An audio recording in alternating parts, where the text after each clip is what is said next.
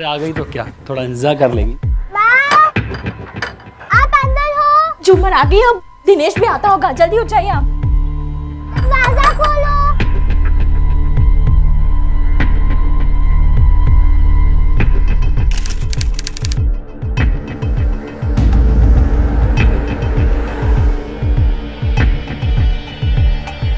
चाचा, मैं आपके इधर से जा सकती हूँ अंदर? जा बेटा, जा बेटा।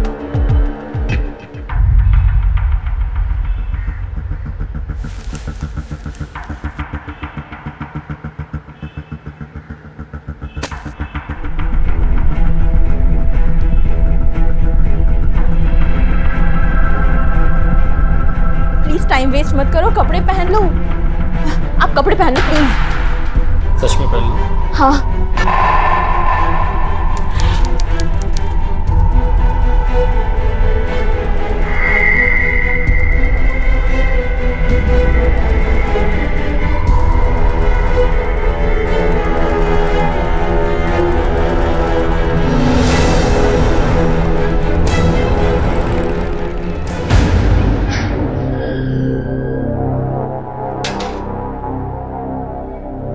नाना नानी। क्या हुआ बेटी? तू इतनी घबराई हुई क्यों है? स्कूल में किसी से झगड़ा हुआ क्या? ये क्या बेटा, ड्रेस नहीं बदली? घर नहीं गई थी क्या? नानी बहुत भूख लगी है। ओ भूख लगी है बेटा को, अभी परोस के लाती हूँ। हैं? लापरवाही की हद है। माँ बाप दोनों कोई चिंता नहीं है इसकी। लड़की कहाँ है कहाँ नहीं, खाना खाया है कि नहीं, मुझे बहुत चिंता होती है सच में इसकी। चिंता तो मुझे भी हो रही है, पर क्या करें, अपने दामाद को क्या बोले जब अपनी बेटी ही नालायक हो। लो आ गई। झूमर क्यों स्कूल लेने नहीं गए इसको? आप लोगों को तो बस मौका चाहिए झूमर के सामने मेरी बुराई करने का। आज दिनेश की बारी थी इसे स्कूल से लाने की। जैसे तुझे इसकी चिंता नहीं है ना, ऐसे दिनेश को भी नहीं है। अरे रोती बिलखती भूखी प्यासी अकेली आई है स्कूल से। पापा देखो ना, आज दिनेश की बारी थी इसे स्कूल से लाने की, वो भूल गया तो इसमें मेरी क्या गलती है? मैं तो तुम लोगों को समझाते समझाते थक गया।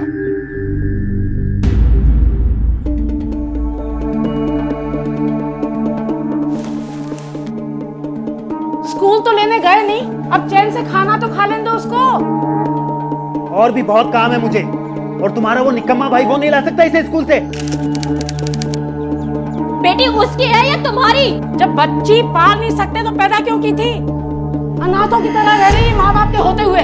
आपको बोला था ना मैंने इसको लेके आने को, क्यों नहीं लेके आए? अच्छा, मेरे पास कोई और काम नहीं है, हैं? अरे शांत हो जाओ, मैं हाथ जोड़ता हूँ तुम सबके। झगड़ते एक काम बोला था वो भी नहीं हुआ आपसे, बस आके अभी हक जताना पड़ता है आपको। तो सिर्फ मेरी जिम्मेदारी है इसकी देखभाल करना, मैं साला नौकर बन गया हूँ यहाँ पे।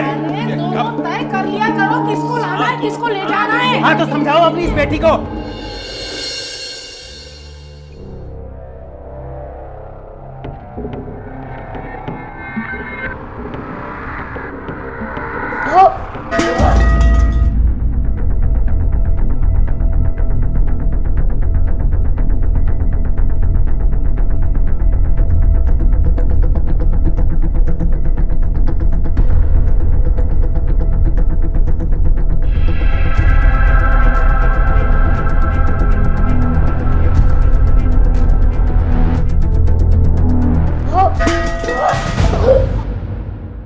बेचारी झूमर 7 साल की मासूम उम्र में वो सब देख सुन रही थी जो उसकी सोच और समझ दोनों से बिल्कुल बाहर था। उसकी माँ का नाजायज रिश्ता, उसके नाना नानी का उसके माता पिता के प्रति रवैया, इसी सब के बीच एक दिन वो हुआ जो किसी ने भी नहीं सोचा था।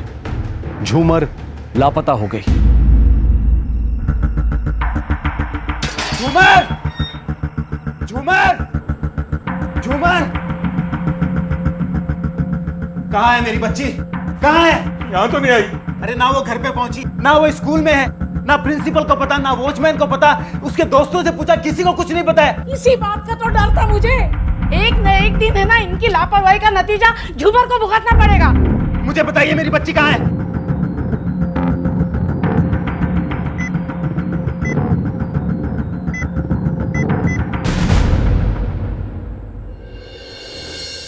आप लोगों ने अपनी बच्ची को आखिरी बार कब देखा था?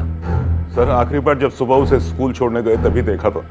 उसके बाद दिनेश उसे स्कूल से लाने वाला था, तभी से वो गायब है। लेकिन ये हमेशा की तरह भूल गए। अगर मैं काम पे ना होती ना तो मैं खुद ले आती उसे स्कूल से। अरे तुम चुप रहो, बोला ना मैं काम में फंस गया था। काम करो आप किसी और को दिखाना, काम सारी दुनिया करती है। लेकिन सारी दुनिया मेरी तरह अपने सास ससुर और तुम्हारा बोझ सर पे लेके नहीं घूमती है। अरे बस करो तुम दोनों, यहाँ तमाशा तो मत बनाओ। तमाशा तो मेरा बन गया है इस जैसे इंसान से शादी करके। तो चली जाना किसी और के साथ। चुप। कैसे माँ बाप हो तुम लोग? हाँ, तुम्हारी बच्ची गायब है और तुम दोनों को झगड़ा करने से फुर्सत नहीं है। बच्ची की फोटो है आपके पास? जी सर, मेरे पास ये है सर मेरी बच्ची।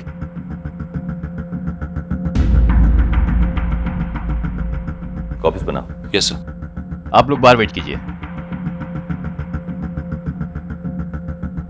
इन लोगों को देख के तो ऐसा लगता है सर लड़की खुद परेशान होकर भाग गई होगी। नहीं गोयल, एक 7 साल की बच्ची घर से भागने की जरूरत नहीं कर सकती। लड़की स्कूल के बाद गायब हुई है, इसलिए हमें स्कूल से ही शुरुआत करनी चाहिए। बच्चों, ये अंकल आपसे कुछ सवाल पूछेंगे। आपको जो भी पता है सब अंकल को बताएंगे, ठीक है? Thanks ma'am. Good morning everybody. अब आप लोग ये बताइए कि कल आप में से किसने झूमर से बात की थी? किसी से हुई थी? कोई जानता है कि वो कहाँ है? दरअसल वो किसी के साथ ज्यादा घुलती मिलती नहीं थी, लेकिन नीलू उसकी अच्छी फ्रेंड है, शायद उसे कुछ पता हो। बुलाइए। नीलू बेटा यहाँ आओ। नीलू बेटा यहाँ आइए। अच्छा आप एक बात बताइए, झूमर आपकी फ्रेंड है ना? अच्छा कल आपकी उससे कुछ बात हुई थी? यस, मैथ्स के पीरियड में वो बहुत परेशान थी। सभी ने कॉपी निकाल ली है? सब नोट करिए। झूमर, तू मुझे अपनी पेंसिल देगी? मैं अपनी पेंसिल घर पे भूल आई।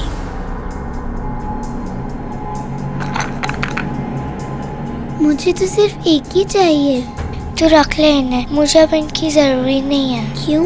मुझे स्कूल बिल्कुल पसंद नहीं है, मैं भाग जाऊंगी इधर से। तू रख ले ये। नीलू, झूमर क्लास में बात कर रही हो? Behave yourself। अच्छा बेटा, और कुछ कहा उसने? No sir. जाइए।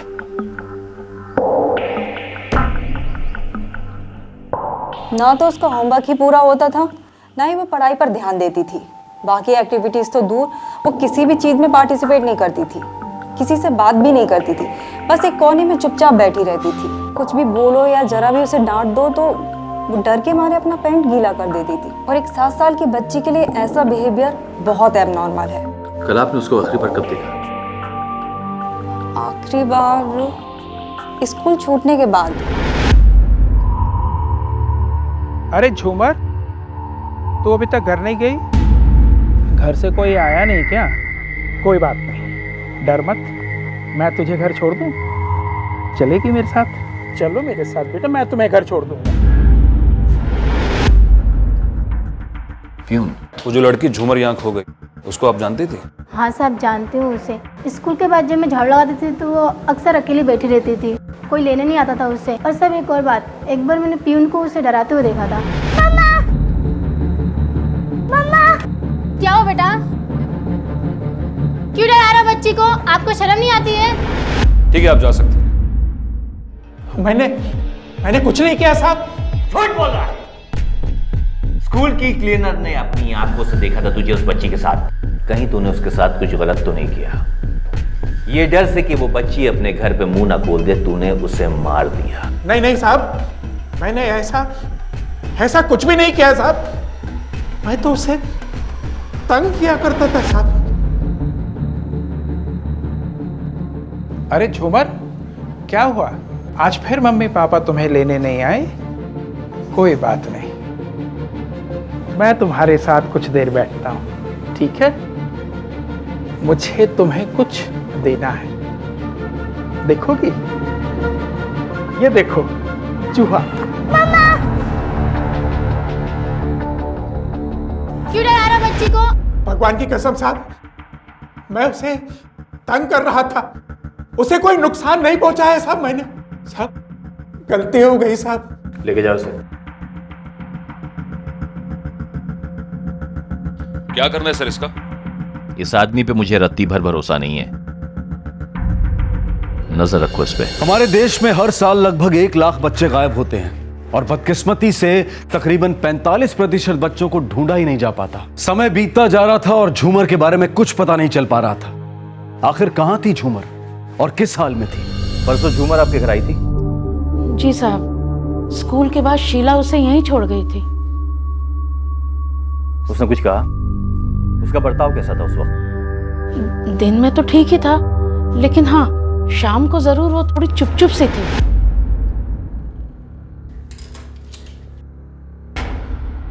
क्या हुआ झूमर बेटा? है क्या हुआ? नहीं घबरा क्यों रही है बेटा? किसी ने कुछ कहा क्या? है क्या हुआ बेटा? अरे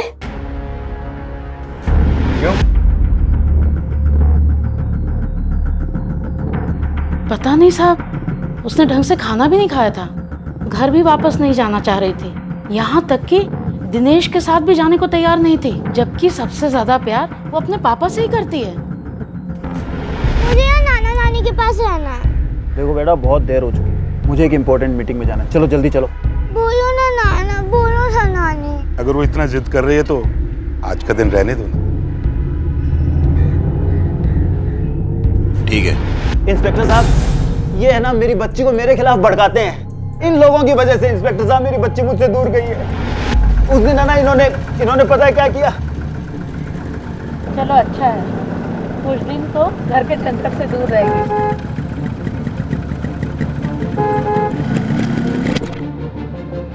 क्या है रे? तुमसे मतलब नहीं है, चलो बेटा। अरे बेटा बेटा, अरे कहाँ ले दिनेश? आप लोगों की हिम्मत कैसे हुई मेरी बेटी को मेरी इजाजत के बगैर मेरे घर से ले जाने की? हमारी कुछ नहीं लगती। कुछ नहीं लगती। और हाँ, एक बात कान खोल के सुन लीजिए, अगर आज के बाद आप लोगों ने ऐसी हरकत की तो दोनों को किडनैपिंग के केस में अंदर करवा दूंगा, समझे आप? चल बेटा। डॉक्टर साहब, मेरी झूमर को ढूंढ के ले आइए, उसके बिना हमारी जिंदगी, हमारा ये घर सूना हो गया। अगर आप लोगों ने अपनी बच्ची का ध्यान रखा होता तो शायद ये नौबत नहीं आती। खैर, इस घर में और कौन रहता है? नीचे का कमरा हमने किराए पर दिया है, उसमें विनीता नाम की किराएदार रहती है। गोयल, इस इलाके में आसपास रहने वाले सभी लोगों से पता करो, क्या उनको झूमर के बारे में कुछ पता है? Yes sir. विनीता तुम्हारा नाम है? जी। झूमर को जानती हो? जी, वो आती रहती थी यहाँ पर, मुझसे बात भी करती थी कई बार।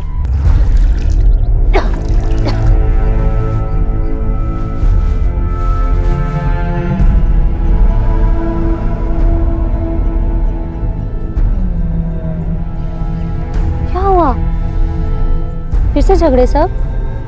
मेरी वजह से। चल रोते नहीं। हाँ, तुझे क्या पसंद है? रंग ना, हम रंगोली बनाए? चले चल। अब जा ले आ उसे। हाँ, अब मैं ही लेकर आऊं? हर जगह मैं ही गलत होती हूँ। आप सब तो दूध के दुले हुए हो। झूमर, तुम्हें किसने कहा था बाहर आने को? और कितनी बार कहा है बाहर वालों से दूर रहा करो। चलो घर। विनीता, तुम परेशान मत हो, उसकी तो बुद्धि मारी गई है। हाँ, उसका कुछ पता चला? परसों जब वो यहाँ पर आई थी, तुम्हारी कुछ बात हुई उससे?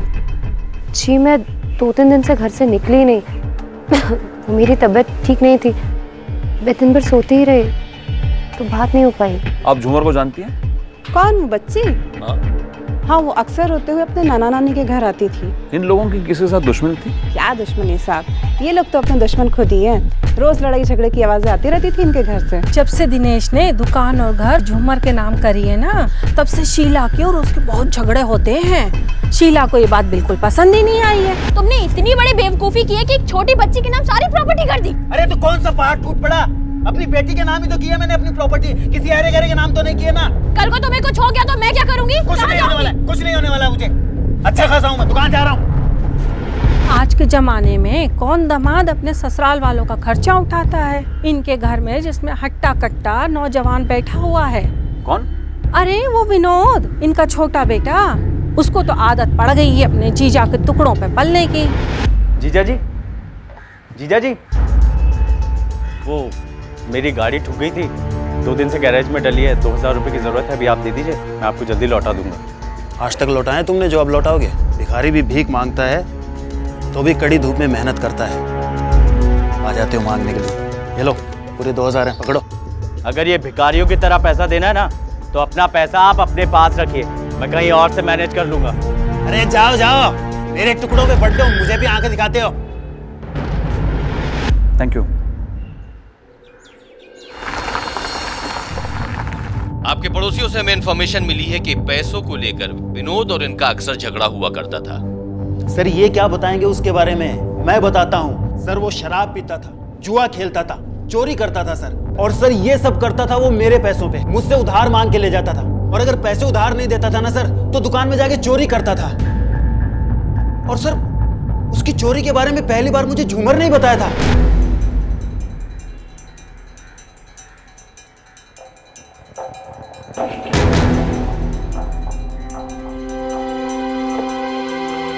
पैसे कहाँ गए? कल मामा ने ले लिए थे। मामा ने? कब? मैं उनको देखा था कल लेते हुए। साला अपने घर में चोरी करता है। छोड़ूंगा नहीं आज। जल्दी छोड़िए मुझे। छोड़ो। चोरी करता है तू। मेरी बात सुनिए, मैंने कोई चोरी नहीं की। तूने चोरी नहीं की? झूमर ने बोला है मुझे, उसकी बात पे विश्वास है मुझे, वो झूठ नहीं बोलती। अरे छोड़िए वो 7 साल की बच्ची, आपको उस पर यकीन है, मुझ पर यकीन नहीं है। अरे यकीन है, वो झूठ नहीं बोल सकती है। अरे मार डालेगा क्या? छोड़ना उसको। बस करो बस करो। अरे छोड़िए आप। लोग देख रहे हैं, क्या कर रहे हो? झूमर चल, बहुत तमाशा हो गया यहाँ पे। छोड़िए।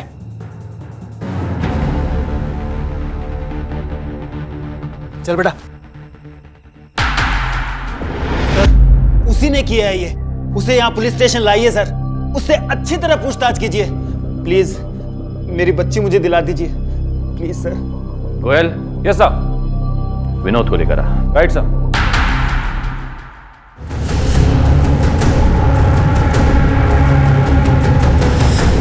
सर प्लीज सर मारिए मत सर, प्लीज सर मारिए मत सर। सर मैं मानता हूँ कि मैंने चोरी की थी और मुझे झूमर पर गुस्सा भी आया था, पर सर मैं इतना बड़ा बेवकूफ नहीं कि इतनी सी बात के लिए इतनी छोटी बच्ची से दुश्मनी रखूंगा।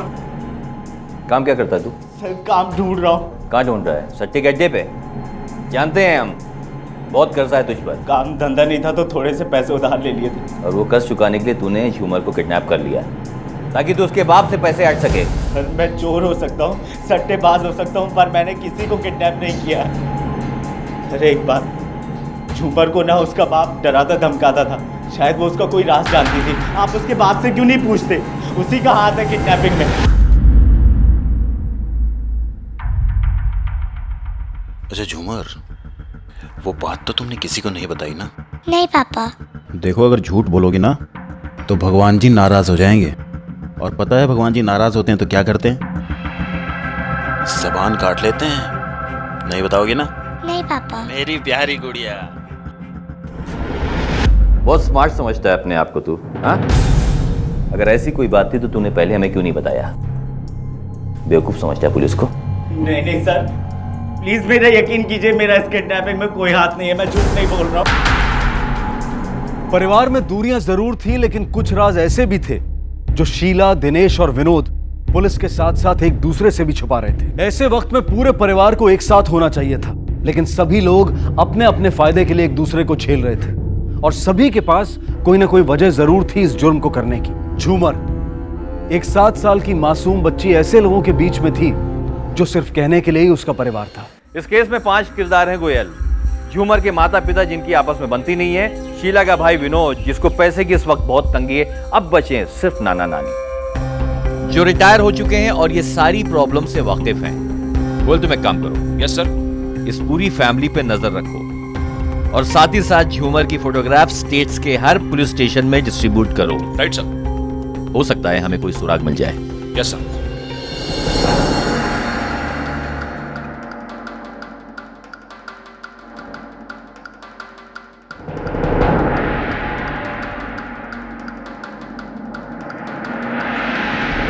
सर ये वही आदमी है जिसने झूमर को कार में बैठते हुए देखा था। ये झूमर के स्कूल के बाहर रोज बैठता है। तुम यकीन के साथ कह सकते हो कि वो बच्ची झूमर ही थी? ये वही लड़की थी साहब। उस दिन क्या हुआ था साहब? उस दिन वो स्कूल के गेट के पास देर तक बैठी रही और एक कार तेजी से आई और उसमें बैठ गई। कार कौन सी थी, नंबर नोट किया था? जी नहीं साहब, पर कार काले रंग की थी साहब। ठीक है, जाओ तुम। झूमर अगर उस कार में बैठी है तो उसका मतलब ये है कि उस कार में जो भी था वो उसे अच्छी तरह से जानती थी। इस तरह की डरी सहमी बच्ची किसी अनजान व्यक्ति के साथ में कार में क्यों बैठेगी?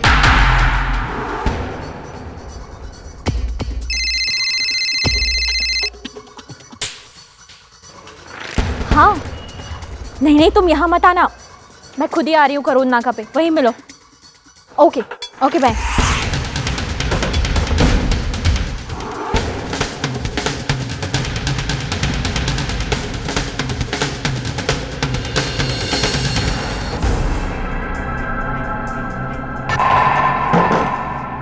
आप लोग अंदर कैसे आए? सब बताएंगे पुलिस स्टेशन चल के। सर आप मुझे गलत समझ रहे हैं, मैं एक ब्यूटिशियन हूँ और मदन मेरा सिर्फ दोस्त है। तो क्या अपने आशिक घर उसको तू लिपस्टिक लगाने जाती थी? सब जानता हूं मैं कि तुम दोनों के बीच क्या चल रहा है। अपनी ही बेटी की दुश्मन बन गई तू, सिर्फ इसके लिए कि तेरे पति ने उसके नाम पर सारी जायदाद कर दी। तुमने इतनी बड़ी बेवकूफी की है कि एक छोटी बच्ची के नाम सारी प्रॉपर्टी कर दी। अरे तो कौन सा पहाड़ टूट पड़ा? अपनी बेटी के नाम ही तो किया मैंने अपनी प्रॉपर्टी, किसी अरे गरे के नाम तो नहीं किया ना। तू अच्छी तरह से जानती थी कि तेरी पति की कमजोरी झूमर है, इसलिए उसको सबक सिखाने के लिए तूने उसको किडनैप कर लिया। सर ये आप क्या कह रहे हैं?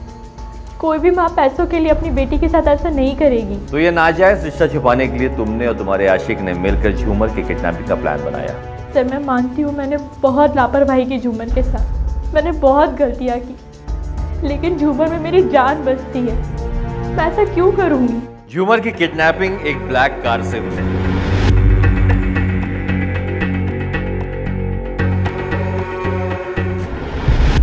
तेरे पास भी एक ब्लैक कार है? छोड़ दीजिए सर, मैं सच कहता हूँ झूमर और उसकी किडनैपिंग से मेरा कोई लेना देना नहीं है। मैं मानता हूँ उसकी माँ का और मेरा अफेयर है, पर झूमर को किडनैप करके मुझे क्या मिलेगा? सर छोड़ दीजिए सर छोड़ दीजिए। वही तो हम जानना चाहते हैं। सर छोड़ दीजिए सर,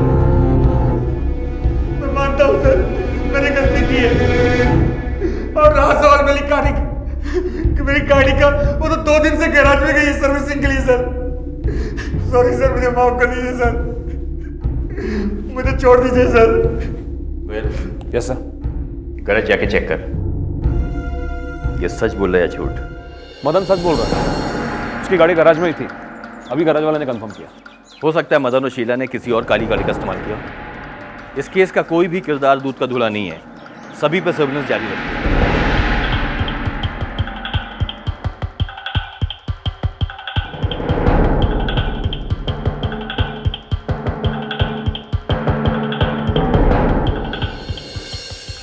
पुलिस को भी यकीन हो गया था कि झूमर जिस माहौल में पल बढ़ रही थी वो एक बच्चे के लिए बिल्कुल भी सही नहीं था। हालांकि उसके परिवार वाले दावा तो कर रहे थे कि वो झूमर से बहुत प्यार करते हैं, लेकिन झूमर के प्रति उनका बर्ताव कुछ और ही कह रहा था। पुलिस के शक की सुई सबकी तरफ घूम रही थी, क्योंकि सबके पास कोई ना कोई मकसद जरूर था झूमर को नुकसान पहुंचाने का। वक्त बीतता जा रहा था और पुलिस के हाथ अब तक कोई कड़ी कोई सबूत नहीं लगा था, और ऐसे में झूमर के परिवार वालों के आपसी रिश्ते और खुलकर सामने आने लगे। सर मैंने दिनेश के कॉल रिकॉर्ड चेक किए, मुझे एक अजीब सी बात मिली सर। कौन सी बात? सर दिनेश लगातार पिछले 3 सालों से एक गायनेकोलॉजिस्ट के कांटेक्ट में है। तो उसमें अजीब क्या है? ही इज अ मैरिड मैन। अजीब बात यह है सर कि इस गायनेकोलॉजिस्ट का क्लिनिक शहर से काफी दूर है। कोई अपनी वाइफ को लेकर वहां क्यों जाएगा जबकि शहर में इतने सारे डॉक्टर्स अवेलेबल हैं?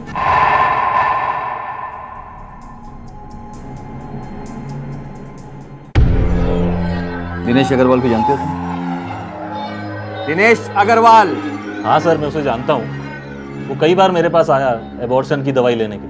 मैंने उसे कई बार समझाया कि एबॉर्शन की दवाइयाँ बार बार लेना खतरे से खाली नहीं है। तुमने उसे गर्भपात की दवाई दी ये जानते हुए कि ये इलीगल है? मुझे लगा कि सर वो बहुत मजबूरी में है सर, इसलिए मैंने दवाई दी सर। मजबूरी में? तो डॉक्टर बनने के लायक नहीं है। लेके जाओ उसको। जाओ उसको। मिसेस अग्रवाल, आपके पति ने आपको कुछ दवाइयाँ दी थी? दवाइयाँ? कैसी दवाइयाँ sir? Abortion pills. Abortion pills? मैं क्यों लूंगी सर? मैंने कोई दवाई नहीं ली। जी सर। Thank you. झूमर को डरा धमका के कौन से राज छुपाना चाहता है तू? सर आप कौन से राज की बात कर रहे हैं? दूध का दूल्हा है तू। एबॉर्शन की दवाइयां किसके लिए लेके गया था? अबॉर्शन की दवाइयां मैंने अपनी बीवी के लिए ली थी सर। बीवी के लिए? तेरी बीवी से मिलके आया हूं मैं। सारी सच्चाई उसने बता दी है मुझे। सर सर सर मैं सच कह रहा हूं सर, मेरा यकीन कीजिए सर। सर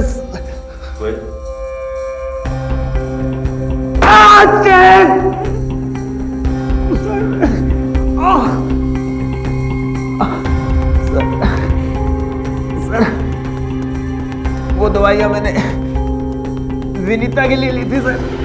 नीचे का कमरा हमने किराए पर दिया है, उसमें विनीता नाम की किराएदार रहती है। विनीता तुम्हारा नाम? जी। कब से चल रही है नौटंकी? सर 3 साल से।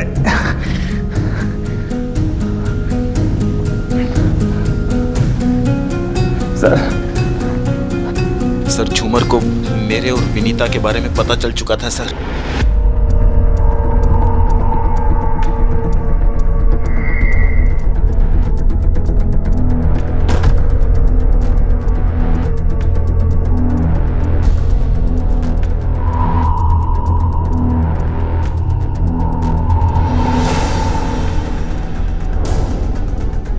पता है झूमर ने क्या कहा? उसने मुझसे कहा, सुनो तो। क्या कहा? उसने मुझसे कहा कि वो ना बड़े होके बाद में बहुत बड़ा सा महल बनाना चाहती है। अच्छा। और मुझे सबसे अच्छा कमरा देगी। सुनो तो, वो भी परमानेंट किराए पर। पता है झूमर ऐसी बातें किसी से भी नहीं करती, सिर्फ तुमसे करती है, अपनी माँ से भी। हाँ।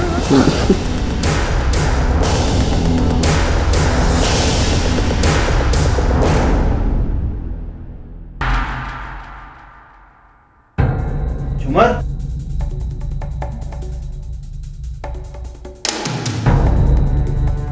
बस यही बात थी जो मैंने झूमर को किसी को ना बताने के लिए कही थी। अच्छा झूमर, वो बात तो तुमने किसी को नहीं बताई ना? नहीं पापा। देखो अगर झूठ बोलोगी ना तो भगवान जी नाराज हो जाएंगे, और पता है भगवान जी नाराज होते हैं तो क्या करते हैं? ज़बान काट लेते हैं। और कुछ नहीं सर। हाँ मैं मानती हूँ, दिनेश और मेरे बीच संबंध थे और झूमर ने सब कुछ देख भी लिया था। दिनेश ने उसे समझाया भी था कि ये बात किसी को ना बताए। मेरा यकीन मानिए इंस्पेक्टर साहब, मैं सपने में भी झूमर को तकलीफ देने के बारे में नहीं सोच सकती। झूमर बहुत ही प्यारी बच्ची थी। उल्टा मैं तो दिनेश से कहती थी कि तलाक के बाद हो सके तो झूमर हमारे साथ रहे। उसकी माँ बहुत ही लापरवाह औरत है। मैं नहीं चाहती थी कि उसे कभी भी माँ की कमी महसूस हो। झूमर की किडनैपिंग केस में तुम एक सस्पेक्ट हो। ध्यान रहे, बगैर हमें बताए तुम इस शहर को छोड़ के कहीं नहीं जाओगी। गोयल, कहीं ऐसा तो नहीं कि दिनेश और विनीता के अफेयर के बारे में शीला को मालूम पड़ गया और अपने पति को सबक सिखाने के लिए उसने झूमर को गायब करवाया? सर ये लोग अपनी अपनी जिंदगियों में इतने उलझे हुए हैं कि इन्होंने झूमर पे कभी ध्यान ही नहीं दिया। अभी भी ये लोग सिर्फ अपने बारे में सोच रहे हैं, बच्चे की किसी को परवाह ही नहीं है। इन पे कड़ी नजर रखो। Yes sir. इनके कॉल रिकॉर्ड चेक करवाओ। इनमें से जो भी किडनैपिंग में इन्वॉल्व है, भले ही कितना भी शातिर हो, कोई ना कोई गलती तो जरूर की होगी उसने। Yes sir. सर कोई खबर? तलाश जारी है सर, लेकिन अब तक कुछ पता नहीं चल पाया। जल्दी करो, क्योंकि जितना वक्त बीतेगा उतना उस लड़की की जान को खतरा बढ़ेगा। Okay sir.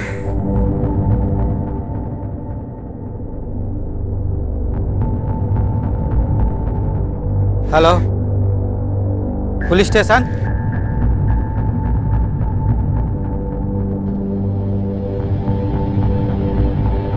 Sir any information? Yes sir, control room से फोन आया था सर। किसी ने 100 नंबर पे फोन करके एक ब्लैक कार के बारे में बताया है जिसकी डीकी से कुछ आवाज आ रही थी सर, और कार का नंबर भी दिया है। Quite possible. तुम एक काम करो, गाड़ी के नंबर से गाड़ी के मालिक का पता करो और उसके फोन को ट्रेस करो। इससे तुम्हें उसकी लोकेशन मिल जाएगी। Make it fast. कौन? Okay sir.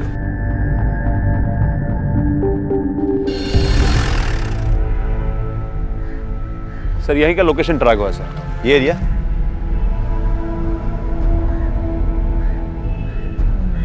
ये पूरा एरिया चेक करो। Okay quick.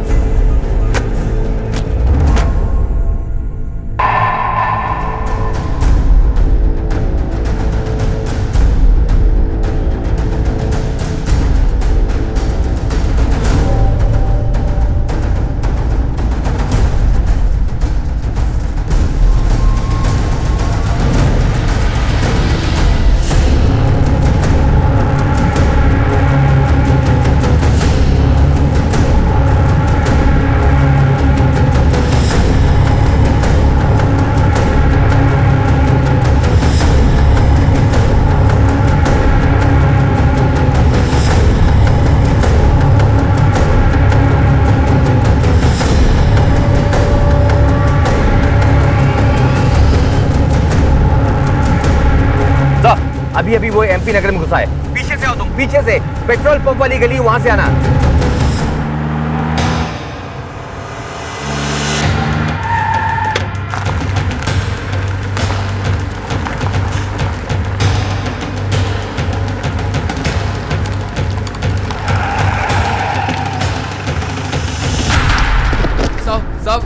साहब मैंने कुछ नहीं किया साहब।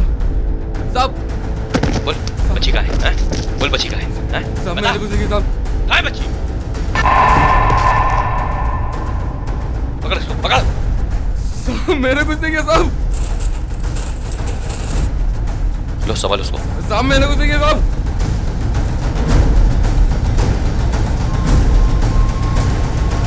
बच्ची को मारने की कोशिश नहीं की है।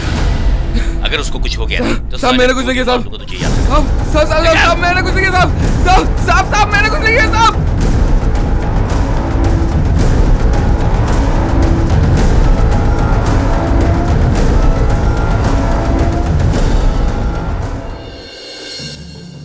झूमर को तुमने ही किडनैप कराया ना अपने भाई की मदद से? कितनी खुश थी मैं तो मुझे पता चला मैं प्रेग्नेंट हूँ। और दिनेश खुश नहीं था।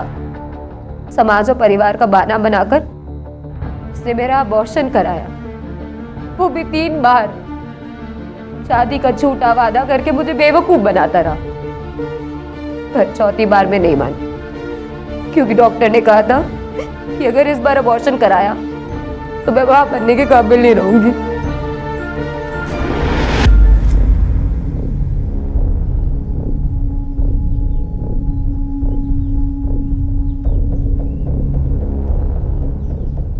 पागलपन छोड़ो विनीता, ये दवाई खा लो, सब ठीक हो जाएगा।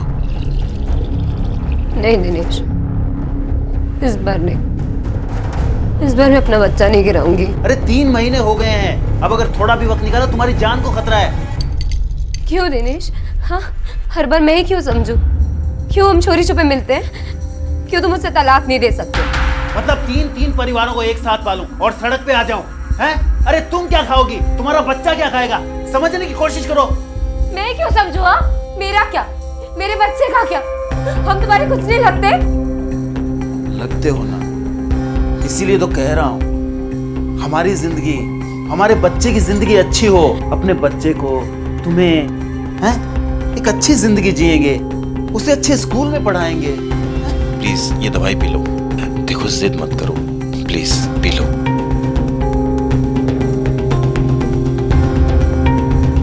मैं मजबूर थी, इसलिए उसकी बात मैंने फिर मान ली। पर इस बार दवाइयां लेने के बाद बहुत बीमार पड़ गई। यहाँ बैठो,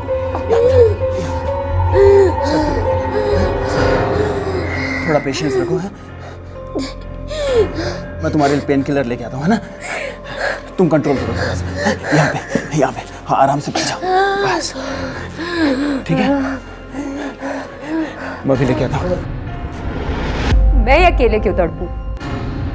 मैं अपने बच्चे खोने का दर्द क्यों सहूं? उसे भी तो पता होना चाहिए कि एक बच्चा खोने का दर्द क्या होता है।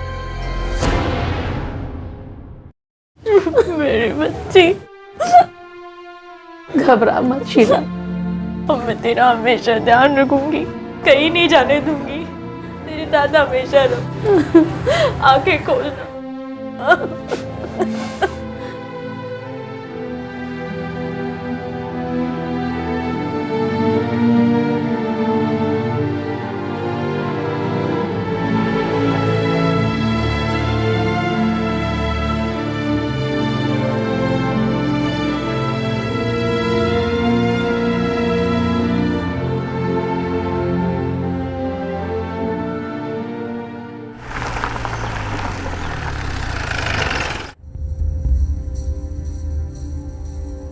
इंस्पेक्टर साहब, मेरी बेटी मिल गई है क्या? झूमर हॉस्पिटल में है। हॉस्पिटल में? तुमने जो किया उसकी सजा वो भुगत रही है। इंस्पेक्टर साहब, मुझे एक बार प्लीज मेरी बच्ची से मिलवा दीजिए इंस्पेक्टर साहब, प्लीज। मैं आपके हाथ जोड़ता हूँ, पाँव पड़ता हूँ, मुझ पे दया कीजिए इंस्पेक्टर साहब, प्लीज। अपनी बच्ची की जान की फिक्र हो रही तुझे? हाँ, और उन जानों का क्या जिनको दुनिया में आने से पहले ही तूने मार दिया? तुझे तेरे किए की सजा मिल गई है। इंस्पेक्टर साहब प्लीज, प्लीज एक बार मुझे मिलवा दीजिए अपनी बेटी से। इंस्पेक्टर साहब प्लीज मेरी बात सुनो, आप एक बार मिलवा दो मुझे मेरी बच्ची से। इंस्पेक्टर साहब, झूमर के पिता दिनेश को इलीगल अबॉर्शन के लिए और विनीता और उसके भाई उदय को किडनैपिंग और अटेम्प्ट टू मर्डर के जुर्म में गिरफ्तार किया गया। लेकिन जिस मानसिक तनाव और पीड़ा से झूमर को गुजरना पड़ा, उसके लिए उन सबको जितनी भी सजा दी जाए वो कम है। एक बच्चे के लिए सबसे सुरक्षित जगह होती है उसका अपना घर, उसका अपना परिवार। लेकिन झूमर जैसे कुछ ऐसे बदनसीब बच्चे भी होते हैं जिनके लिए उनका घर किसी नर्क से कम नहीं होता, जिनके लिए माँ बाप भगवान का वरदान नहीं बल्कि श्राप बनकर रह जाते हैं। बच्चे हमारे देश का भविष्य, ये सिर्फ एक स्लोगन नहीं है बल्कि बहुत बड़ी सच्चाई है। इनका आज संवारिए ताकि हमारा आने वाला कल सुंदर और उज्जवल। क्यों किसी ने एक 6 साल की मासूम बच्ची की इतनी निर्ममता से हत्या की? और हैरत की बात तो यह है कि 7 सालों तक ना तो सूटकेस में दफनी लाश बरामद हुई और ना ही इस बच्ची का हत्यारा पकड़ा गया। लेकिन 7 सालों बाद एक ऐसी घटना घटी जिसने इस केस को फिर से रोशनी में लाकर खड़ा कर दिया और कातिल का पर्दाफाश कर इंसाफ दिलवाया।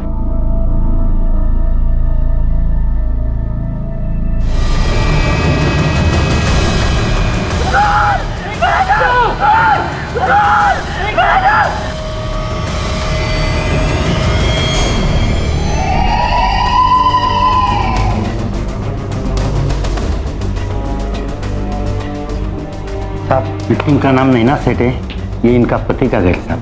Murder weapon? सारा घर छान डाला, कुछ नहीं मिला साहब। बेडरूम में कुछ सामान बिखरा पड़ा था, कुछ गहने और कैश गायब थे साहब। मतलब बर्गलरी केस और मर्डर, तो बड़ी अजीब बात। चोर या मर्डरर एक बार में भी इन्हें रोक सकता था। अच्छा, फोरेंसिक और फोटोग्राफर आ रहे? हाँ साहब, आ ही रहे साहब। रिया बेबी को बचा लो साहब, रिया बेबी को बचा लो। बचा लेंगे, पहले आप रोना बंद कीजिए और ये बताइए कि क्या हुआ। वो आदमी साहब, छोड़ो मुझे, छोड़ दो रिया बेबी को, वो छोड़ करो सर, छोड़ो साहब, रिया बेबी को ढूंढो सर। देखिए, हम पूरी कोशिश करेंगे उन्हें ढूंढने की, लेकिन आप भी शहर छोड़कर मत जाइएगा। पूछताछ के लिए आपकी जरूरत पड़ सकती है। शिंदे कुठे? खाली साहेब, लोकांची विचारपूस करतायत। सर मैं पूरा टाइम गेट पे ही था, कोई नहीं दिखा। मैं एक आदमी न रिया बेबी। पक्का यहीं थे? जी सर। ड्यूटी पे सो तो नहीं गए थे? नहीं सर पूरा टाइम गेट पे ही था, 1 सेकंड के लिए नहीं हिला सर। बिल्डिंग की और कोई एंट्री है? सर ये पीछे का गेट है जो हमेशा बंद रहता है सर। तो ये गेट लांग कर तो कोई भी आ सकता है। कहाँ है कैमरा यहाँ? सर वो कैमरा क्या यहाँ? वो कैमरा ही नहीं है, पीछे की तरफ भी तो कैमरा होना चाहिए ना।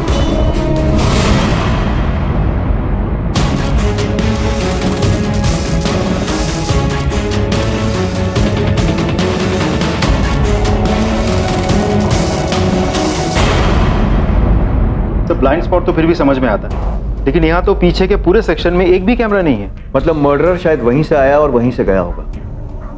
लेकिन शिंदे, मुझे एक बात समझ में नहीं आती, वो रिया को अपने साथ क्यों ले गया?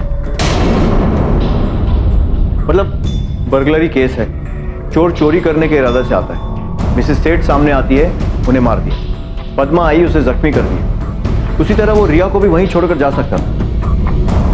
उसे अपने साथ में ले जाना बेवकूफ़ी भी है और रिस्क भी। शायद हॉस्टेज बनाकर ले गया होगा ताकि जरूरत पड़ी तो बच निकलने में रिया काम आए। अगर वैसा होता तो रिया आसपास ही कहीं मिल जाती, क्योंकि बिल्डिंग से बच निकलने के बाद वो रिया को ज्यादा दूर अपने साथ नहीं ले जाएगी, अनलेस रिया को किडनैप करना ही उसका मोटिव। तो फिर ये रॉबरी वगैरह पुलिस को गुमराह करने के लिए वो रिया को ही लेने आया था। माँ बीच में आई तो उसने माँ को मार दिया और फिर रिया को लेके। तो फिर ये चोरी का नहीं, एब्डक्शन का केस। लेकिन सर कोई तो देख लेगा दोनों को एक साथ। रिया इतनी आसानी से कैसे चली जाएगी? लेकिन अगर वो दोनों वहां थे ही नहीं तो मतलब ये कि हो सकता है ये पद्मा हमसे झूठ बोल रही, हो सकता है ना रिया वहां थी ना वो आदमी, इसीलिए किसी ने उन्हें नहीं, इस पद्मा ने ही चोरी की और उसके बाद मिसेस सेठ को मार दिया और बचने के लिए ये पूरी कहानी बनाई। सर वैसे भी 5 में से एक मर्डर केस में सबसे पहले इन्फॉर्म करने वाला आदमी ही मर्डर होता है। यहाँ तो रिया पहले से ही गायब थी, तो ऐसा भी हो सकता है कि रिया को गायब करने में पद्मा का हाथ हो। पॉसिबल है। वैसे भी इस मामले की सबसे प्राइम विक्टिम नैना सेठ नहीं बल्कि रिया है। एक काम करो, इस पद्मा का बैकग्राउंड चेक करो, कहाँ रहती है, घर में कौन कौन है, कब आई और इस सेठ परिवार के साथ कब से, सब कुछ। Yes sir. और रिया की भी डिटेल्स चेक करना शुरू करते हैं, देखते हैं शायद कोई सस्पेक्ट निकल आए जो रिया को किडनैप करना चाहता। नैना सेठ के हस्बैंड से कोई कांटेक्ट हुआ? नहीं सर, अभी तक नॉट रीचेबल। फोन रिकॉर्ड्स मंगवा सबके। Yes sir.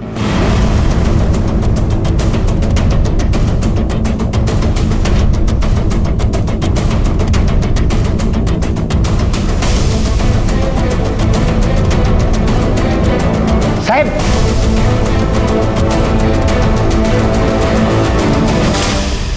देवा समझ जाए, मुझे रिया बेबी के बारे में कुछ नहीं मालूम। जितना मुझे मालूम था मैंने आपको बता दिया साहब। मुझे जितनी रिया बेबी की पड़ी है ना उतनी उसके माँ बाप को भी नहीं पड़ी थी साहब। इसका क्या मतलब हुआ कि उसके माँ बाप को नहीं पड़ी थी? अरे नैना हाँ हो तुम, जल्दी चलो, लेट हो रहे हैं यार। हाँ चलिए, फास्ट चलिए। मैडम जी हम बेबी को बहुत तेज बुखार है, इसे छठे माले पे डॉक्टर है, वहाँ पर दिखा दो। नैना ये तुम्हारी कोई स्टूपिड किटी पार्टी नहीं है यार, डिनर है, चलो जल्दी। दोनों ने मिलकर उस मासूम बच्ची का सत्यानाश कर दिया था। मैं जानती थी कितना रोती थी वो, कितनी दुखी थी वो, क्या मांगती थी, थोड़ा सा प्यार, थोड़ा सा साथ। पता नहीं रिया बेबी कहाँ होगी साहब। ठीक है अभी तुम जा सकती हो, लेकिन शहर छोड़कर मत जाना। जी साहब। पता करना पड़ेगा। यस सर, वो इंदर सेठ रिया का बाप वापस आ गया है। अच्छा हुआ मर गई नैना, डिवोर्स मांग रही थी, अब कम से कम मुझे एलिमनी तो नहीं देनी पड़ेगी। और सर आप उस नैना को जानते नहीं थे, एक लालची औरत थी वो। और रिया? चलिए माना पत्नी से नफरत थी, पर बेटी की तो फिक्र होगी ना आपको। She was a problem child. 1 minute चैन का मैंने नहीं बिताया इसकी और इसकी मां की वजह से। एनीवेज आप नहीं समझे।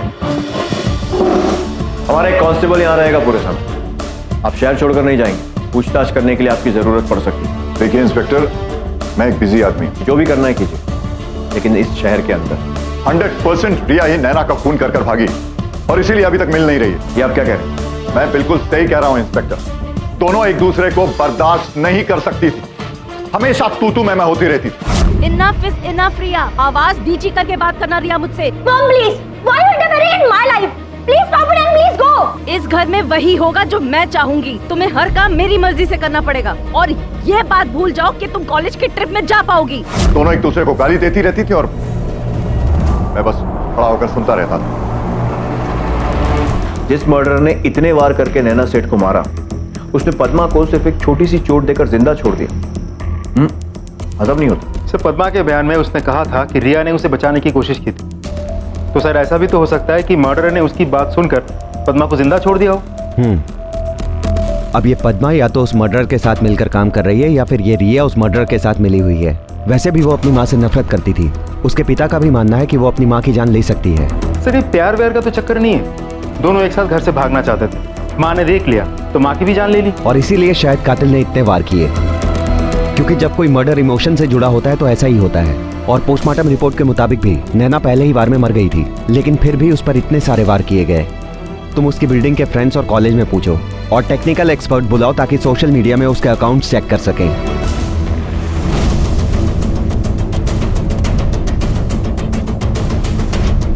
एक मिनट, ये पेज खोलो। Born alone will die alone. मरने से क्यों डरूं?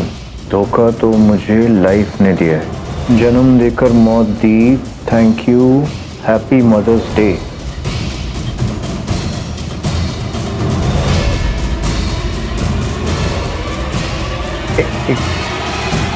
ये लड़का, इसका नाम पता चल सकता है?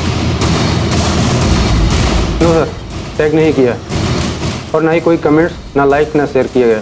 इस लड़के की इन्फॉर्मेशन निकालना मुश्किल है।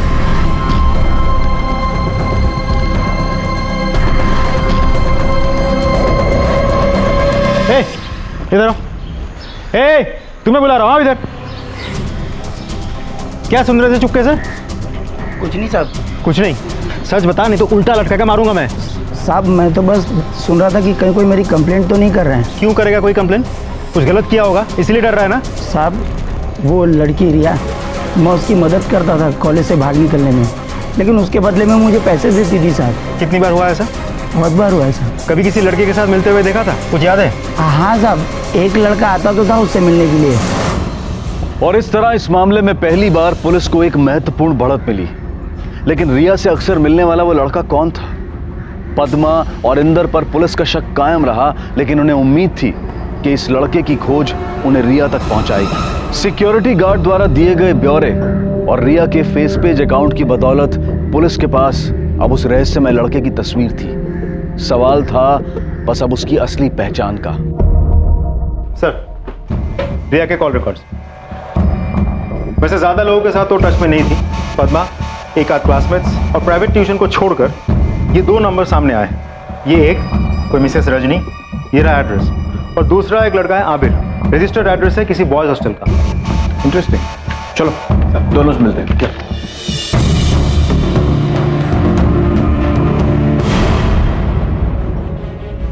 आपके पिताजी?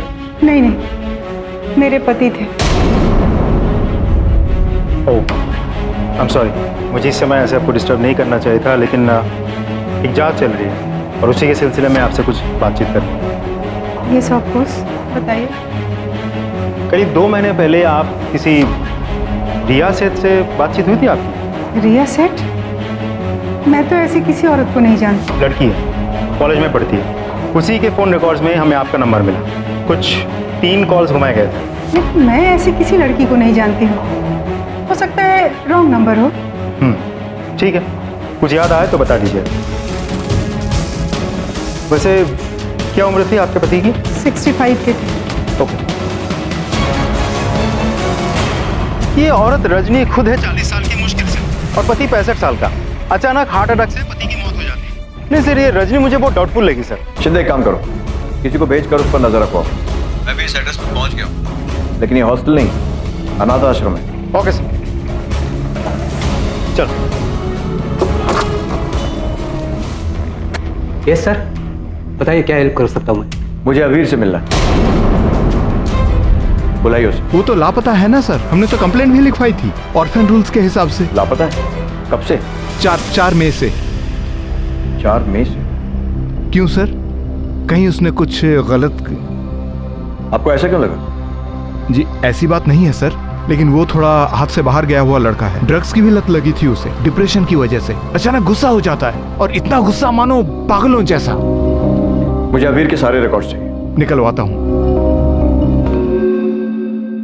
सर। आबिर के ऑर्फनेज के रिकॉर्ड्स। गुड, बट सर 5 साल की उम्र में अनाथ हुआ था, तब से अनाथालय में ही है। फिर 2008 में उसे अडॉप्ट किया गया था। किसने अडॉप्ट किया? रजनी और हर्ष वाधवा ने। रजनी? उसकी एक छोटी बहन भी है जो पिछले 7 साल से लापता है।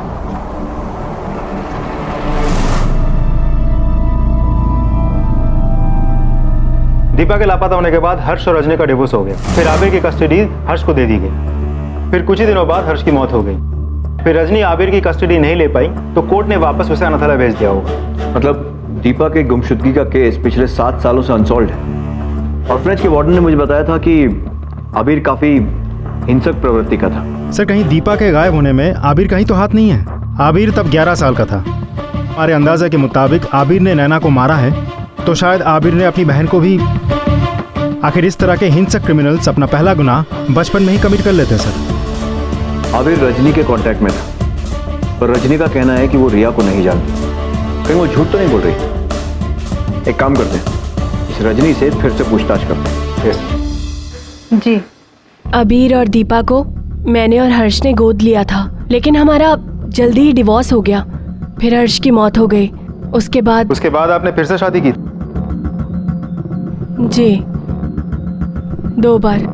और मेरे दोनों पति अबीर की जिम्मेदारी उठाने के लिए तैयार नहीं थे। अगर मैं उसे अकेले ही बड़ा कर पाती तो 1 सेकंड भी नहीं सोचती, घर ले आती उसे। कुछ महीनों पहले आबिर ने आपको कांटेक्ट किया था?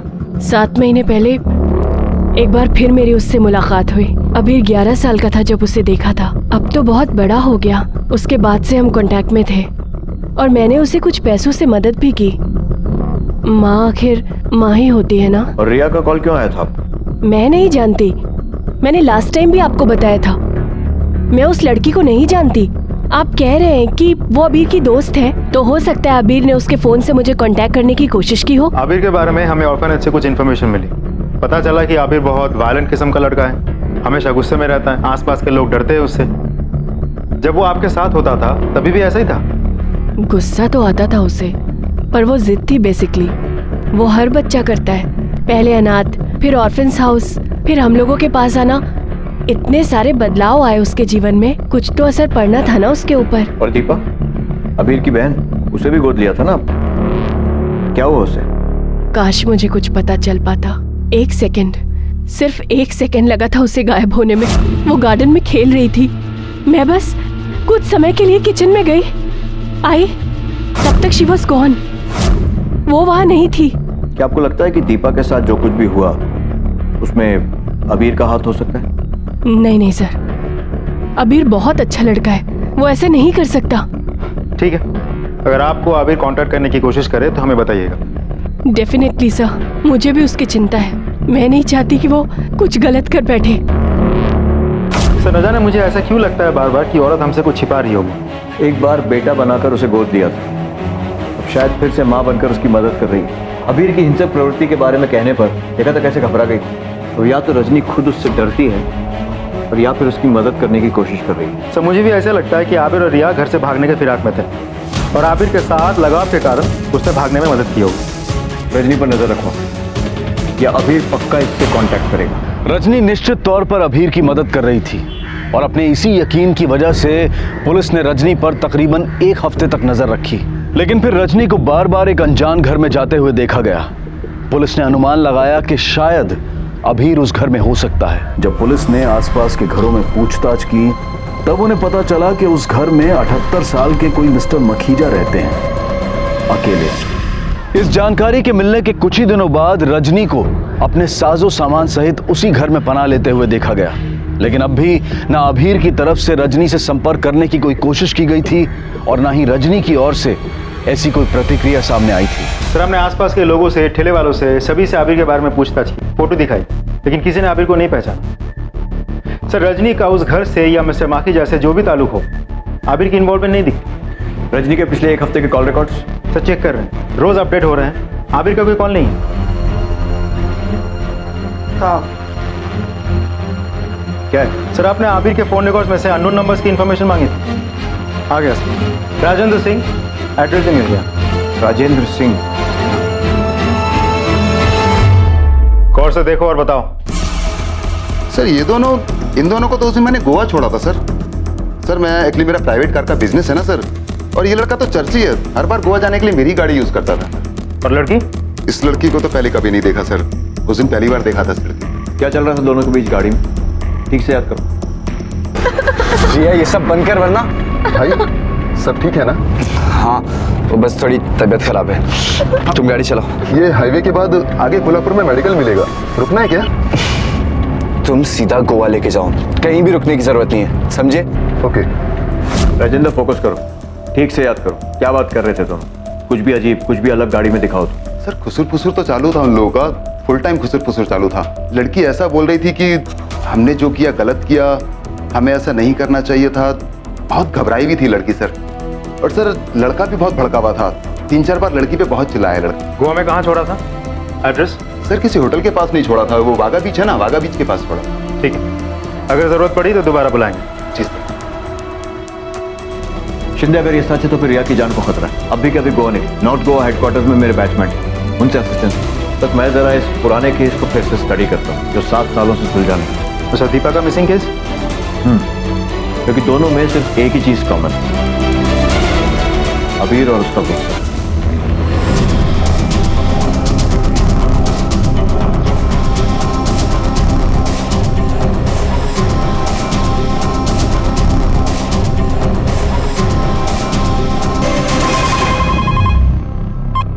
चलो सर, आबिर और रिया को पहले ट्रेस करना तो मुश्किल हो रहा था, लेकिन यहाँ के लोकल पुलिस के खबरी नेटवर्क टीम बहुत काम आई। एक खबरी ने आबिर को देखा है, उसे ये तो नहीं पता कि आबिर आता कहाँ से है, लेकिन ड्रग्स खरीदने जाता कहाँ है ये उसने देखा है। हमने इस एरिया को लोकेट कर लिया है और उस ड्रग्स बेचने वाले आदमी को भी लोकेट कर लिया है। पूरी टीम रेडी है, नजर टिकी हुई है, बस अभी यहाँ आबिर और रिया के आने के इंतजार है। ठीक है शिंदे, जैसी जरूरत लगे वैसा करो। जी सर। पर मौका हाथ से निकलना नहीं चाहिए, लेकिन जरा ध्यान से। अबीर का कोई भरोसा नहीं है। Yes sir.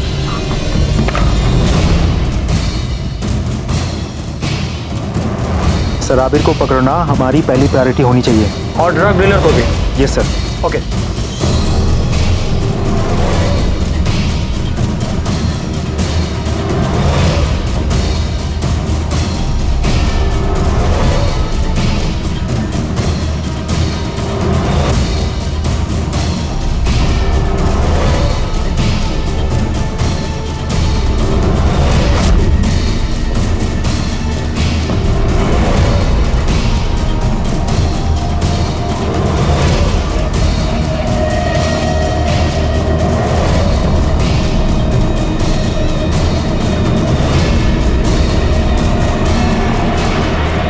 पुलिस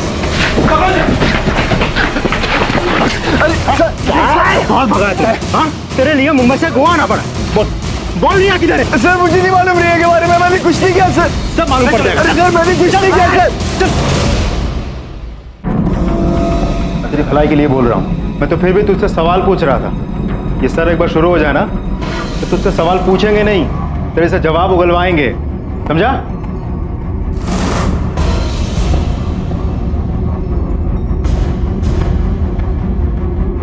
मैंने तुझे बोला था ना, लेकिन तू सुना नहीं। अब ये बेल्ट ही तुझसे जवाब उगलवाएगा। भाग गई वो, भाग गई।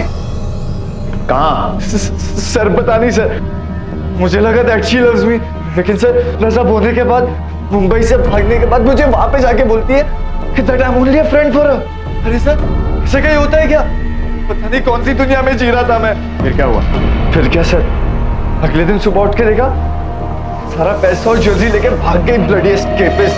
तुझे क्या लगता है तू सब बकवास कहानी सुनाएगा और हम लोग मान लेंगे? हमने राजेंद्र से बात कर ली। राजेंद्र? हाँ राजेंद्र, और उसने हमें बताया कि तू किस तरह से रिया को धमकी दे रहा था। अरे सर काय की धमकी सर? वो तो मैं बस उसको बोल रहा था कि अपना मुंह बंद रख, क्योंकि सबके सामने सच्चाई उगल रही थी। और वो भी सर मैंने उसको ये बोला था कि अपना मुंह बंद रख वरना उसके लिए अच्छा नहीं होगा सर। कौन सा सच उगल रही थी? मर्डर का? कैसा मर्डर सर? अबीर भोला मत बन, तूने रिया की मां का मर्डर किया है ना? क्या? या फिर तुम दोनों शामिल थे इसमें? अरे सर ये क्या कुछ भी बोल रहे हो आप? रिया की मम्मी तो तब थी भी नहीं जब हम लोग वहां से निकले। और सर हम लोग का यही प्लान था, सारी ज्वेलरी और कैश लेके निकल जाना कि जब रिया की मम्मी घर पे ना हो। सर हम लोग तंग आ रहे थे, मैं अपने ऑर्फनेज से और रिया अपने मॉम एंड डैड से, इसलिए हम लोग जाना चाहते थे कहीं दूर to make a new start. और सर रिया को भी नहीं पता होगा कि उसकी मॉम मर गए।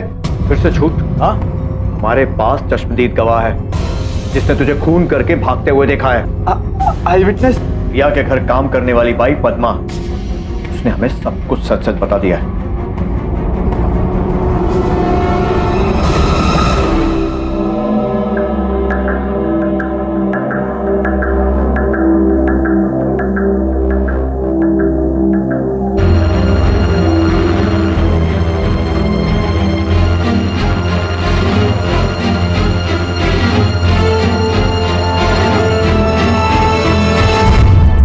जा रही थी?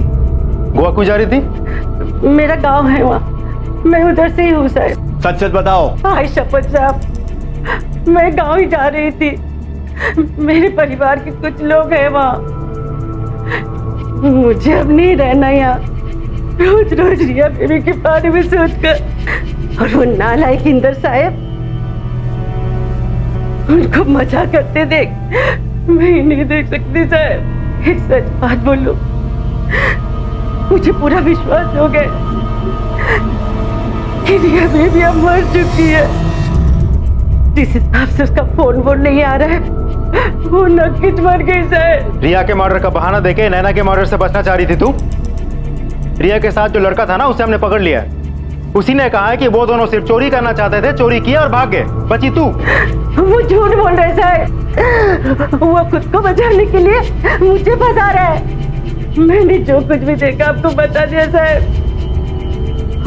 वो तो मुझे भी मारने की कोशिश किया था। मैं झूठ क्यों बोलेगी साहब?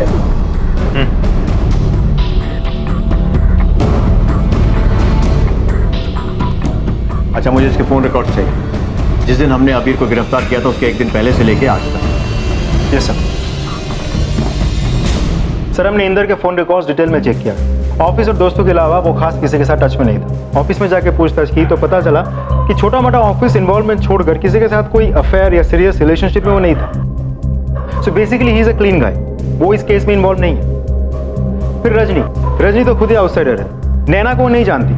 रजनी का कनेक्शन आबिर से है और उसके थ्रू रिया तक है। अब रिया खुद लापता है।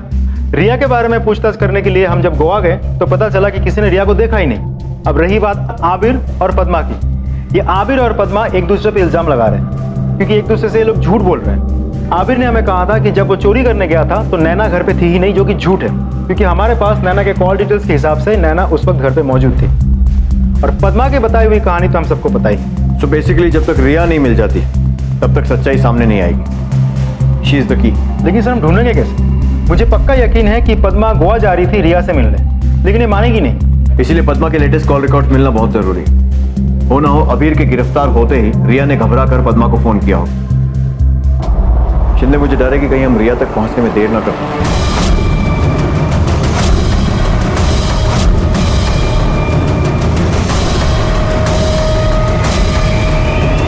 सर, आपने रजनी के डॉक्यूमेंट्स मंगवाए थे, उसका बैकग्राउंड भी चेक हो गया है सर। रजनी के तीनों पति हार्ट अटैक से मरे, तीनों 60 के ऊपर, अकेले और कोई परिवार भी नहीं। अरे रजनी का बैंक स्टेटमेंट हर पति की मौत के बाद बढ़ता ही गया। अब तो नया शिकार ढूंढ लिया उसने, मिस्टर मखीजा। उसी के साथ तो रहती है आजकल। तुमने सही कहा था शिंदे, इस रजनी के मामले में कुछ ना कुछ गड़बड़ जरूर है और कोई केस भी नहीं है। कैसे होगा सर? डेथ तो नेचुरल है। मरने के बाद तुरंत बॉडी क्रिमेट कर दी गई। कहां से मिलेगा सबूत? सिवाय उसके लास्ट हस्बैंड के, विंसेंट जोन्स, कैथोलिक। मतलब उसकी बॉडी को जलाया नहीं बल्कि दफनाया गया। वो कहते हैं ना शिंदे, क्रिमिनल को हर बार लक की जरूरत पड़ती है और पुलिस को सिर्फ एक बार। इस विंसेंट की बॉडी निकलवाने का अरेंजमेंट करो। रजनी तो कंसेंट देने से नहीं, कोर्ट से वारंट निकलवाना पड़ेगा। और एक काम और करते हैं, इस अबीर से बात करते हैं, जरा पता करें कि उसको इन वारदातों के बारे में क्या मालूम। शायद इसी के जरिए उसकी लापता बहन की भी गुत्थी सुलझ जाए। Yes sir. सर प्लीज मैं जाने दो सर। सर कितना बिठाओगे सर, अब बस करो ना। जाएगा बाहर जाकर। फिर से नशा, हालत देखिए अपनी कैसी हो गई है। आबिर सच बताएगा तो हम तुझे जाने देंगे। सर मेरा यकीन कीजिए, मैंने कुछ नहीं किया सर। रजनी के बारे में बता। रजनी के पति कैसे मरे? उनकी मौत में उसका क्या हाथ था? तूने मदद की थी उसकी? अरे नहीं सर। सच बोल। नहीं पता मुझे सर कुछ भी। सर मुझे कुछ नहीं पता, मैंने किसी की मदद नहीं की, बस मुझे जाने दो। रिया कहाँ है? जिंदा है या मार दिया उसे रजनी के साथ मिलकर? सर मुझे नहीं पता सर रिया के बारे में sir. Sir please sir, sir मुझे जाने दो सर। अबीर दीपा कहाँ है? तेरी बहन, तूने मारा उसे?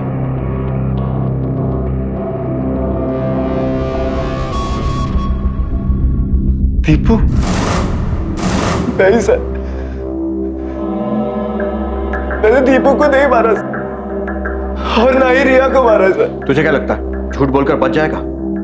10 मिनट में रजनी को यहाँ बुलाता हूँ। दोनों माँ बेटे को आमने सामने बिठाकर पूछताछ करूंगा, सारा सच बाहर आ जाएगा। नहीं सर, सर नहीं, सर रजनी को यहाँ पे मत बुला दे सर, मुझे मार डालेगी sir. Sir please sir, sir आपके हाथ छोड़ता सर, उसको यहाँ पे मत बुला दे सर। सर प्लीज सर, मुझे मार डालेगी सर। प्लीज सर, उसको मत बुला दे यहाँ पे सर।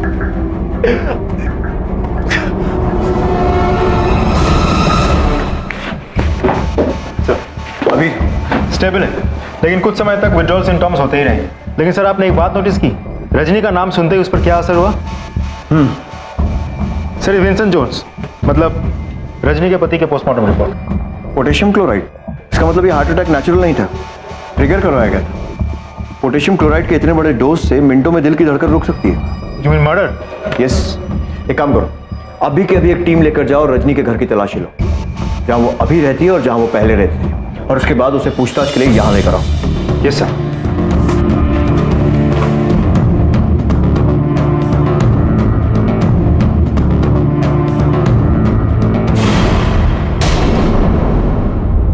अरे सर आप?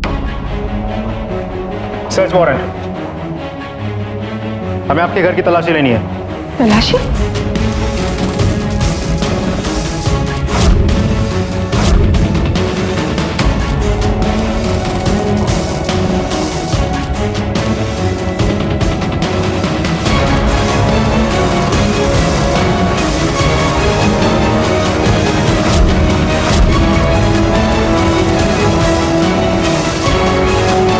Potassium chloride injection?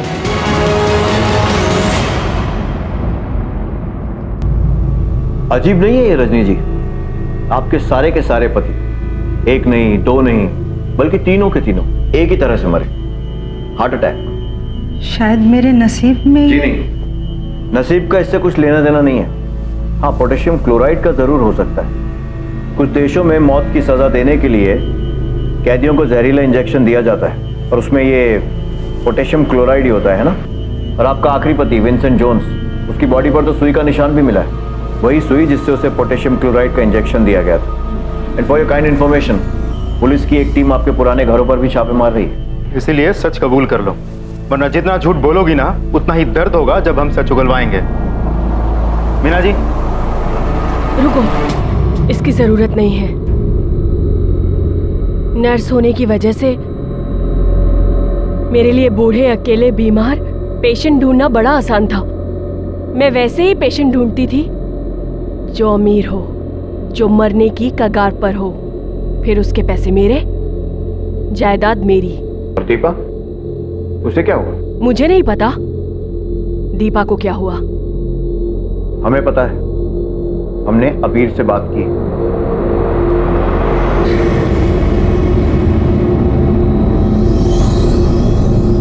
अबीर देखो, अगर तुम अपनी बहन दीपा के बारे में सच सच बताओगे तो मैं प्रॉमिस करता हूं रजनी जिंदगी भर जेल की सलाखों के पीछे सड़ेगी, तुम्हारा कुछ नहीं बिगाड़ पाई। बोलो अबीर, अपने लिए ना सही, अपनी बहन दीपा के लिए ही सच बोल दो। देखो मुझे पता है कि तुम जानते हो कि दीपा के साथ क्या हुआ था, सच बता दो। रजनी को सजा मिलेगी और तुम्हें छुटकारा उस घाव से, उस बोझ से जो तुम इतने सालों से झेल रहे हो। बोलो।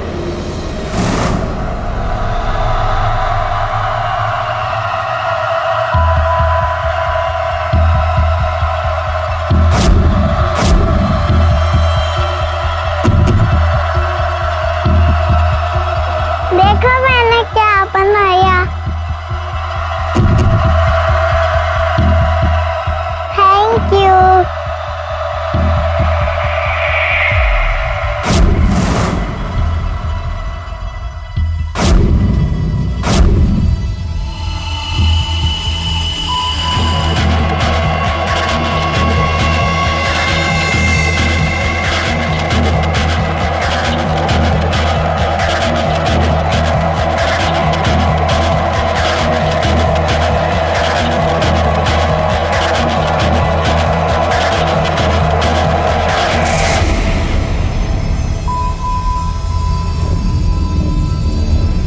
अबीर, क्या कर रहे हो वहां मिट्टी में? चलो अंदर आओ।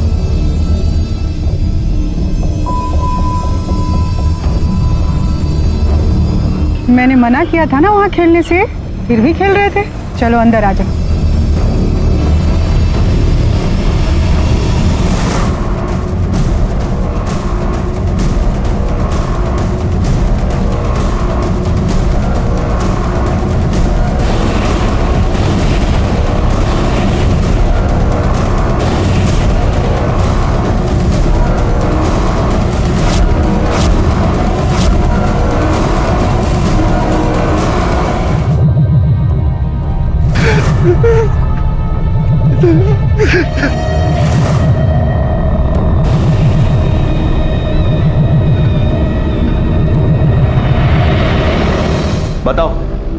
दीपा को क्यों मारा?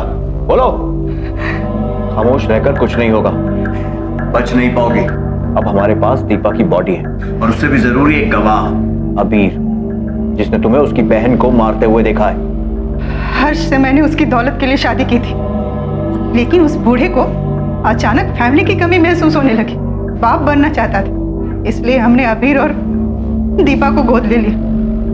ना चाहते हुए भी मुझे उसका साथ देना पड़ा। मैं जानती थी कि हर्ष कुछ दिनों में मरने वाला है, लेकिन ये नहीं चाहती थी कि उसकी सारी जायदाद दीपा और कबीर को मिल जाए। इसलिए मैंने दीपा को मार दिया और मौका देखकर मैं अबीर को भी मारने वाली थी, लेकिन तभी पता चला कि हर्ष ने मुझे ही धोखा दे दी। उसके पास कोई जमीन जायदाद नहीं थी, वो खुद कर्जे में डूबा हुआ था। मैंने उसे तुरंत डिवोर्स दे दिया और अबीर हर्ष के साथ चला गया। लेकिन कुछ दिनों में ही हर्ष की मौत हो गई और अबीर फिर से ऑर्फेनेज हाउस चला गया। लेकिन मुझे ये नहीं पता था कि दीपा को मारते हुए अबीर ने मुझे देख लिया था, नहीं तो मैं अबीर को भी नहीं छोड़ती। तो ये बताओ कि नैना के मर्डर और रिया के गायब होने से तुम्हारा क्या ताल्लुक है? मैं नहीं जानती, रिया और नैना के बारे में मैं कुछ नहीं जानती। जो सच था वो मैंने कबूल तो कर लिया ना। 7 सालों बाद नन्ही दीपा को इंसाफ मिला। ये बात साबित हो गई थी कि रजनी ने ही दीपा की जान ली, लेकिन नैना की मौत और रिया के गायब होने में उसका कोई हाथ नहीं था। आखिर पुलिस को अपना ध्यान फिर से उन 2 संदिग्धों पर केंद्रित करना पड़ा, पद्मा और अबीर। लेकिन पुलिस के अनुभव और अचूक परख की बदौलत ये गुत्थी भी सुलझ गई। पद्मा के कॉल रिकॉर्ड ये देखो, इनकमिंग और आउटगोइंग कॉल कोड देखो। गोवा का है। उन्होंने अबीर के अरेस्ट होने के बाद बौखलाई हुई रिया ने पद्मा को कॉल किया होगा गोवा से, और इसीलिए वो एकाएक गोवा के लिए निकल पड़ी। एक काम करो, ये लैंडलाइन नंबर्स कहाँ के ट्रेस करो और गोवा पुलिस से वहां पर रेड करने को बोलो। Yes sir.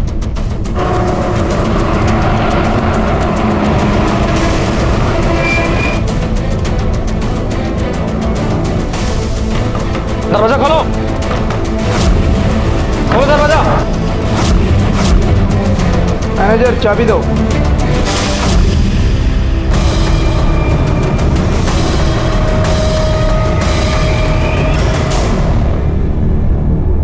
अब क्यों ले जा रहे हो? अरे मैंने सब बता तो दिया। रिया, रिया बेबी, रिया बेबी तो कैसी है बेबी? रिया बेबी, बेटा घर चला। कौन सा घर? कोई घर नहीं है मेरा काकी।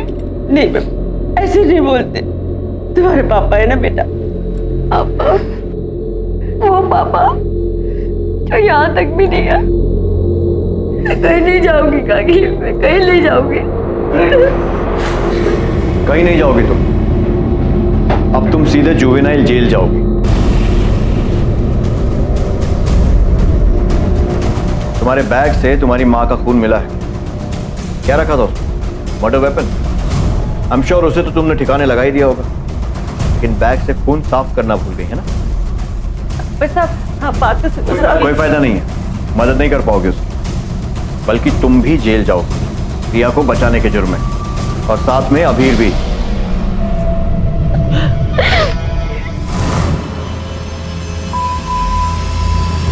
What the hell is this? क्या हो रहा है ये सब यहाँ पर? तुम इतनी चीप हो गई हो कि अब ऐसे लड़कों को घर पर लाने लग गई हो। मॉम रिलैक्स, ऐसा कुछ भी नहीं है। चुप बैठो। और तुम get out from here. Mom ये क्या कर रही हो?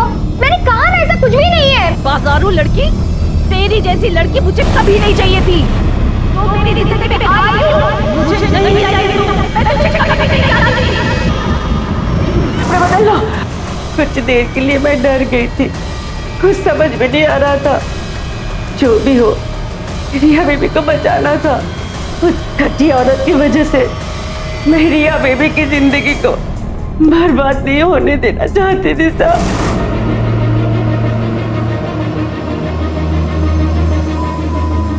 रिया बेबी संभालो, तुम लोग जाओ यहाँ से, भागो जल्दी से। लोगों को लगेगा कि चोर आया था। रिया बेबी की जिंदगी तो पहले से सजा थी। मैं तो बस एक मौका देना चाहती थी उसे जीने के लिए। लेकिन तुम्हारे इस मौके ने रिया का भला कम बुरा ज्यादा किया है। तुम्हारे गुस्से को समझता हूँ रिया, लेकिन तुम्हें भी समझना जरूरी है कि तुम्हारे इसी गुस्से ने तुम्हारी जिंदगी बर्बाद कर दी। वो क्रोध ही था जिसकी वजह से रिया और उसकी मां के बीच में दरार पैदा हुई। वो क्रोध ही था जिससे उत्तेजित होकर इंदर ने अपनी पत्नी नैना पर जोर जबरदस्ती की, जिसके परिणामवश रिया का जन्म हुआ और उसी क्षण से नैना ने रिया से मुंह मोड़ लिया। रिया को अपने किए की सजा मिली, जिसे काटकर अब वो एक नई जिंदगी शुरू करना चाहती है।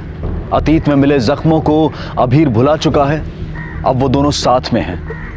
अब वो यतीम नहीं है। जिस तरह से एक नवजात पौधा जीवित रहने के लिए धूप और पानी पर निर्भर होता है, उसी तरह से इस दुनिया में जन्मे हर इंसान का विकास उसे मिलने वाले प्यार और परवरिश पर निर्भर होता है। बच्चों को जब प्यार नहीं मिलता, सही परवरिश नहीं मिलती, तो एक खाली जगह भर जाती है क्रोध से, और इसके परिणाम काफी खतरनाक हो सकते हैं। अब मैं अनूप सोनी आपसे विदा लेता हूं। फिर मुलाकात होगी अगले एपिसोड में एक और चौंका देने वाले केस के साथ। तब तक अपना और अपने परिवार का ख्याल रखें और देखते रहें क्राइम पेट्रोल डायल 100। सबक एक को सीख हम सबको। जय हिंद। क्राइम पेट्रोल के और भी दिलचस्प कहानी देखने के लिए हमारे चैनल को सब्सक्राइब करें और बेल आइकॉन दबाना न भूलें।